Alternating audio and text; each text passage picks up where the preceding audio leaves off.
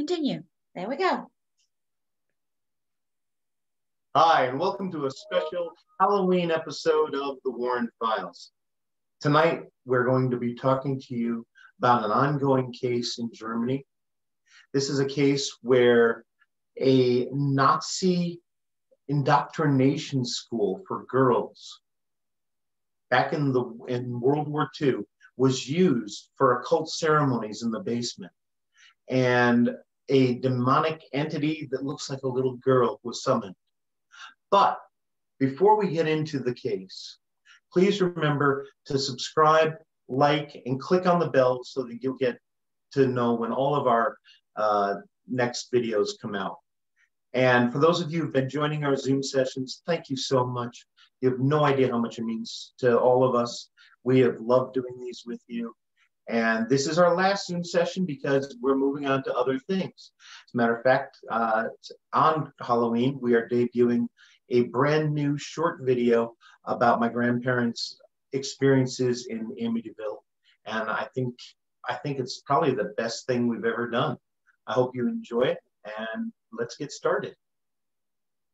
So we were contacted about a month ago by a member of the foundation, and a team in Germany had gotten into this abandoned school that had been used by the Nazis to take small girls and indoctrinate them, teaching them to be good Aryan women who would have many, many sons for the Reich and be good little Nazi girls.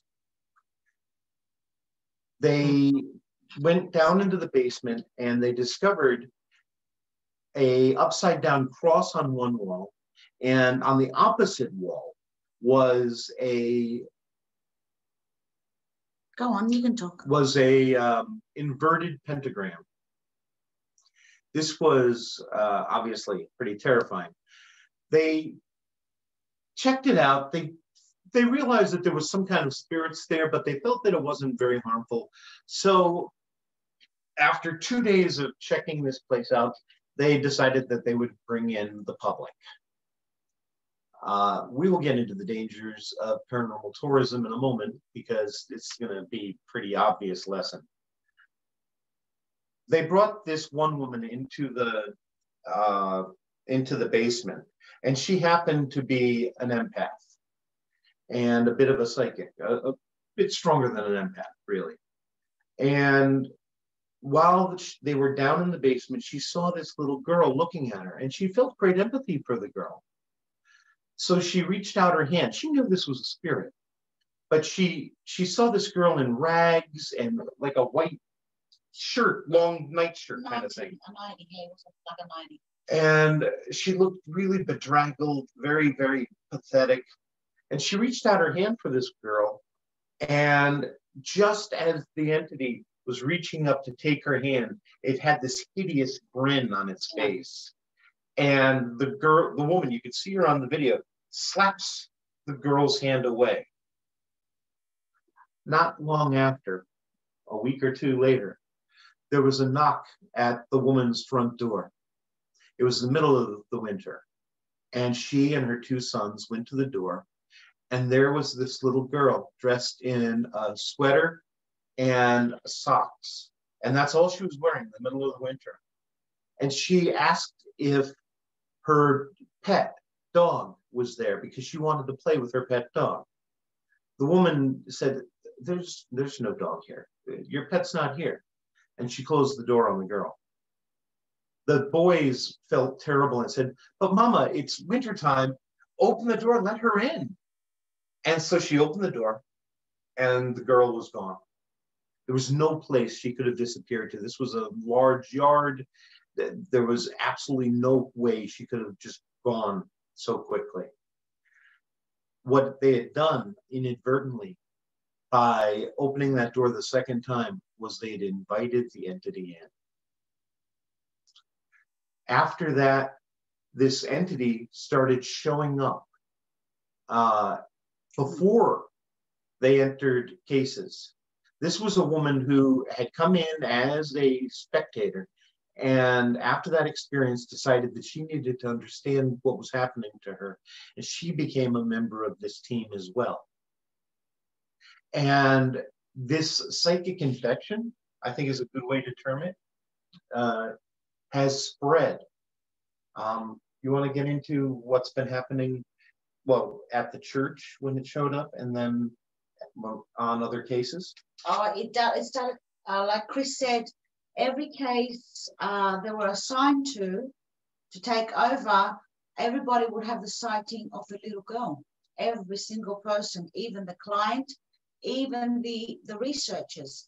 And then it would change and start showing itself in ways that make them feel more comfortable. Like they went out on an open, like what is it, in the forest Oh, like a fairy ring? Yeah, like a fairy ring. They went to a fairy ring because they thought that they saw a druid that would help them.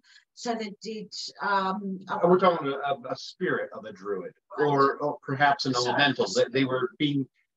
The communication was that this was something coming across, trying to tell them that this school was dangerous and that they needed to go back there to confront this entity. Yeah, and that druid, the spirit of the druid would help them if they do a ritual and things like that. They actually took photos of the druid, of the spirit of the druid, and if you do, the photos will come up on once we put the video up on YouTube. You will see the photos, and it actually looks like the demonic girl. It looks like death.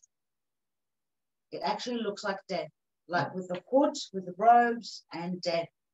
If you've ever seen the movie The Ring, yes, Samara. It looks an awful lot like that, with skeletal legs and long black hair, and it's rather terrifying. I mean, to me, it's obviously that demonic girl. Mm-hmm. I mean, which is not a girl; it's a demon. Yes, but it takes the form of a girl, just like Annabelle took the form of a girl, but because that's how you tug at our heartstrings. You know, you act like a pathetic innocent, and we want to do everything we can to protect you, and that's how it first creates an emotional attachment and then a spiritual attachment. So this thing has been showing up before they even are called on a case. It'll show up 2 or 3 weeks beforehand, because you have to remember something about these entities. They're not limited by time and space the way we are. And they know before we do that we're going to be getting involved in things. So they can start affecting it even beforehand.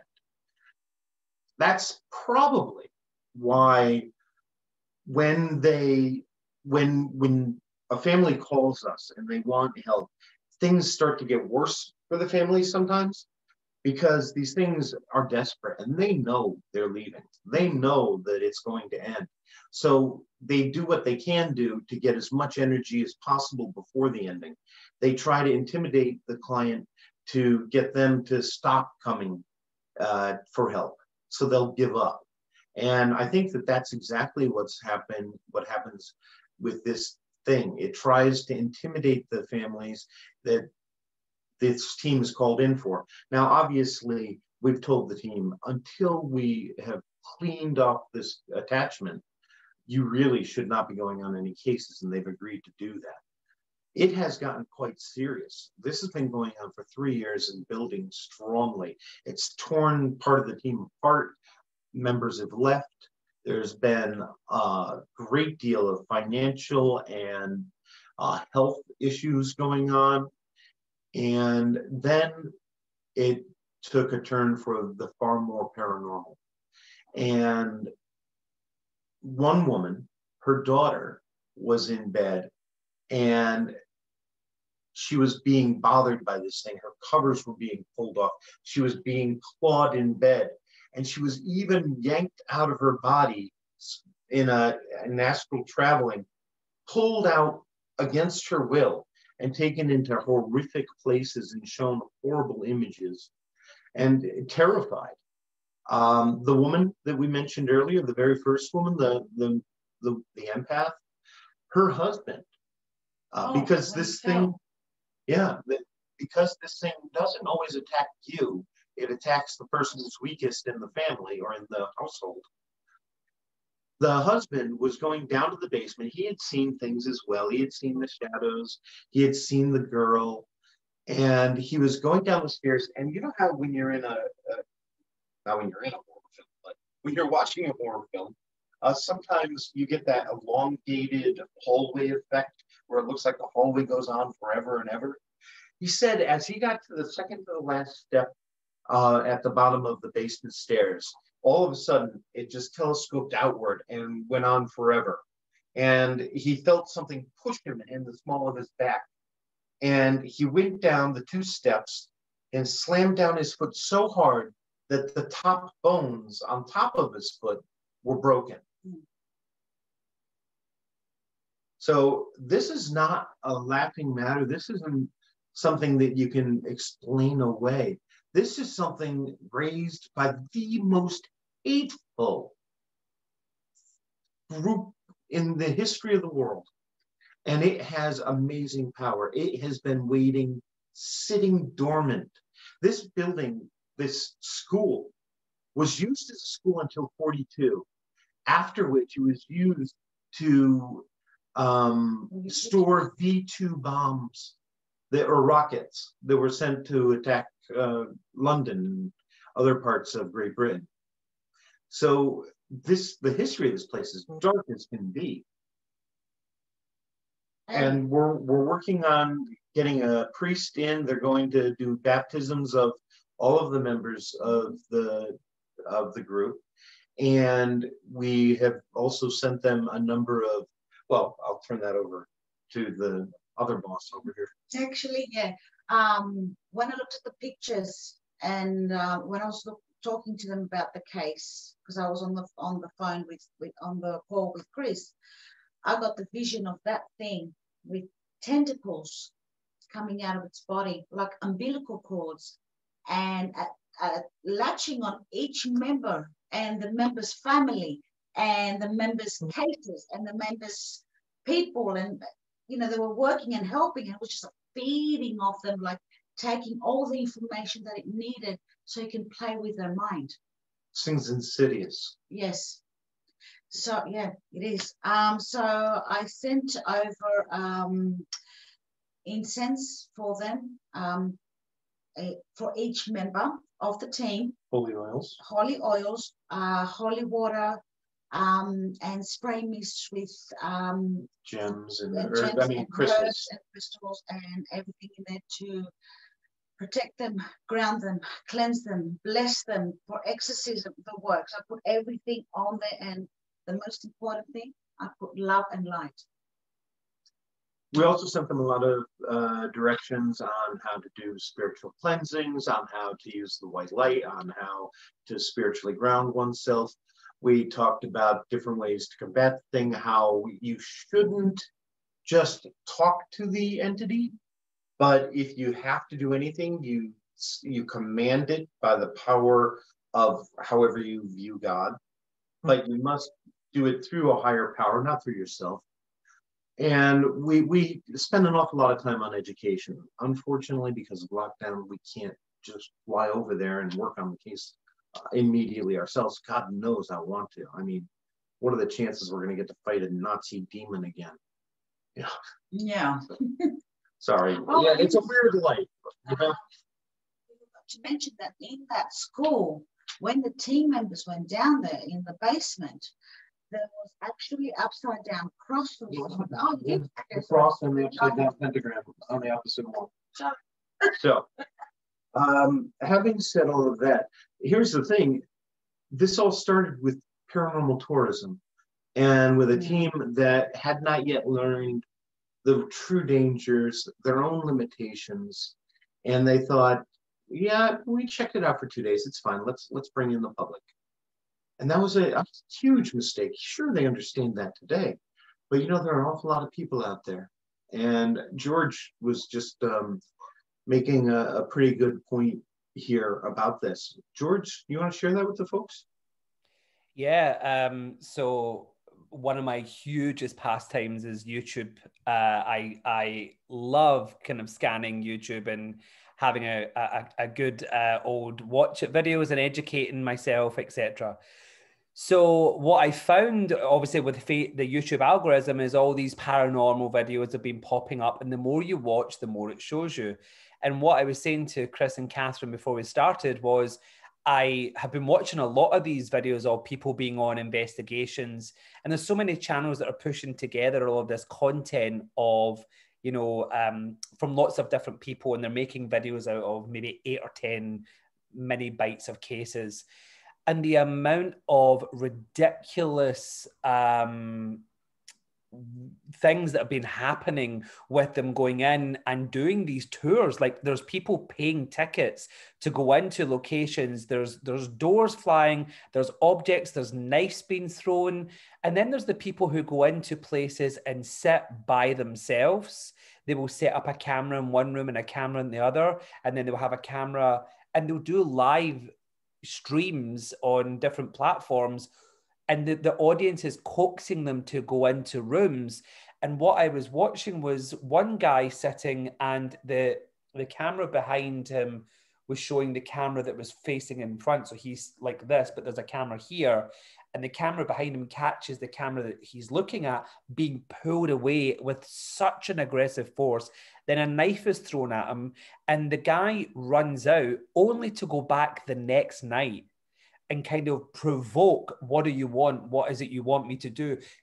Do something and I will leave. And of course, when something happens, he doesn't leave, he promotes it more. I noticed that an awful lot, which was extremely scary for these people, where there's audiences or tourist groups and they're being poked and prodded and pulled and scratched, or having burning sensations or rope marks that there was no rope. And then there's people feeling they can't breathe. There's weights on their chest. Then there's reports of things happening days or weeks later, people being awoke by, if that's the right way to say that, by presences in their bedrooms. Presence actually was on top of a woman. This woman woke with this, she says, the weight of, you imagine, a steam train on her chest, and she couldn't move, she couldn't breathe.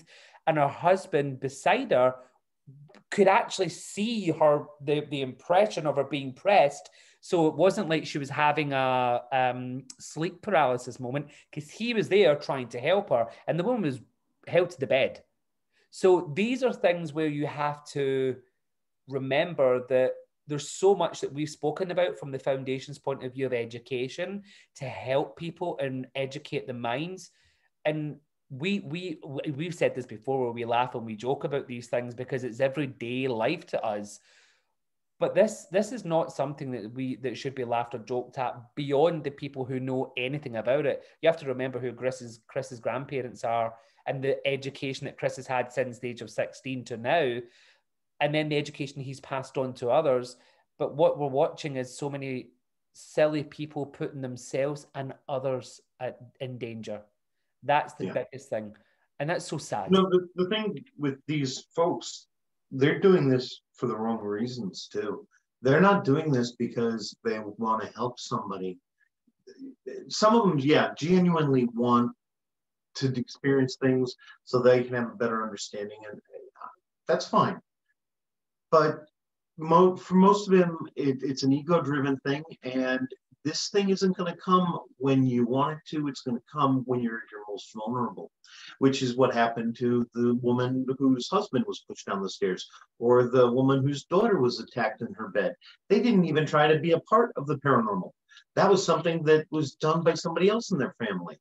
So keep in mind that what you do impacts others, and you're not just putting yourself in danger, you're putting your loved ones in danger, because they are the ones you have that spiritual attachment to, so you can spread a spiritual attachment to them as well. I think it's important to remember something you said many, many episodes ago, that it can pass down through generations, where we are understanding. There was a case we spoke about a long time ago, I can't remember now, and that we were wondering whether it happened, it passed on. Is that Maurice serial? Is that what did that? Maurice is one that we've certainly questioned because of his father and the things that his father had gone through. Absolutely, but it's certainly not the only one. Generational curses are very real. Hauntings can last for generations. It can be a horrifying experience that you pass down again and again and again to all of your loved ones for a very long time. So please be careful. What's the biggest thing, Chris, if you could impart one really important piece of wisdom to anyone who is attracted to any sort of thing with this?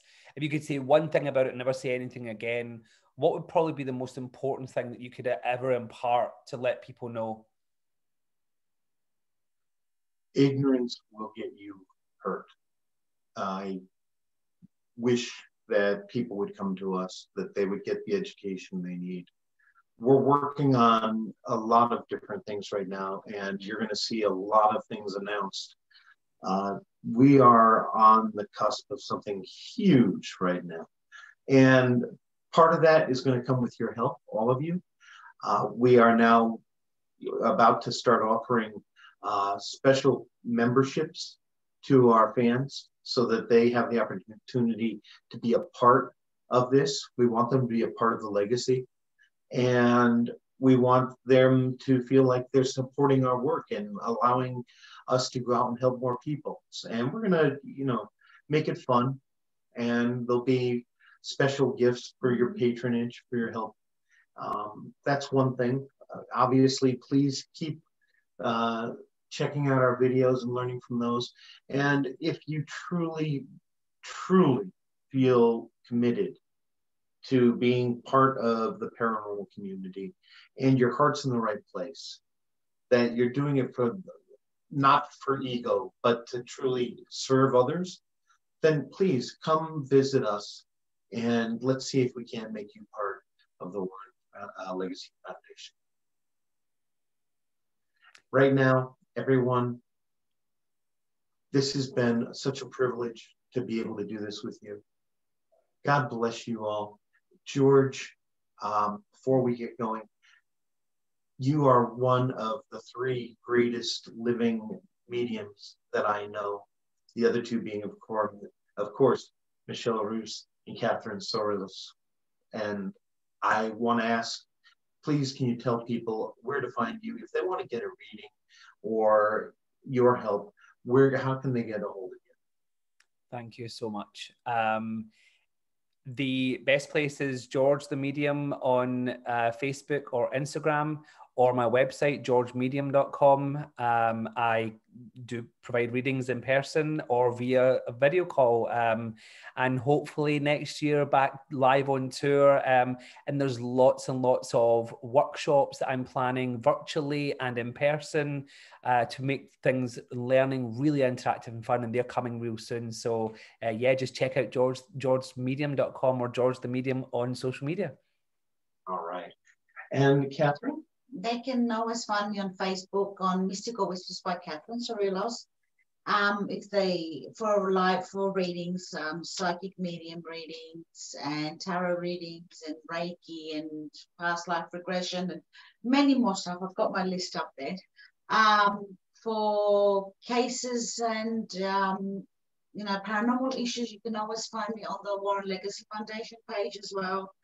And on my Google page, which is Mystical Whispers, Catherine Sorelis. So, yeah. And I don't do readings for anybody who hasn't figured that out yet.